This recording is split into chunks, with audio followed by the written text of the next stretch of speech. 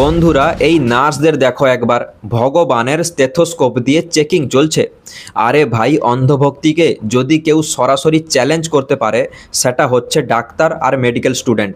কেননা বেশিরভাগ ভক্তদেরই কিন্তু রোগ ঠিক করার নামেই বোকা বানানো হয়। আমি গ্রাম থেকে আসি, আমি জানি মানুষের মনের মধ্যে কতটা অন্ধভক্তি আছে।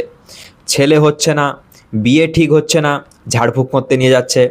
আর কতজন বাবা তো ওপেনলি বলে ক্যান্সারও ঠিক করে দিবে।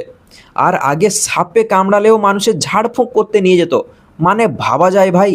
আর শুধু হিন্দু না, মুসলমানরাও সেম, ওদেরও অনেক অন্ধভক্তি আছে। আর এখানে তো উচ্চ শিক্ষিত নার্স আর ডাক্তাররাই অন্ধভক্তিতে বাঁচছে। ওদের এমন করাটা কি ঠিক না ভুল, অবশ্যই কমেন্ট করে জানাবে। আর হ্যাঁ, ফলো অবশ্যই করে নেবেন। আর এইসব অন্ধভক্তি থেকে প্লিজ প্লিজ প্লিজ দূরে থাকবেন। ভগবান আর আল্লাহর কাছে দোয়া করুন, কিন্তু যদি কিছু রোগ বা বিমারি হয় অবশ্যই আগে ডাক্তারের কাছে নিয়ে যাবেন, কোনো ঝাড়ফুঁক করতে নিয়ে যাবেন না। জয় হিন্দ।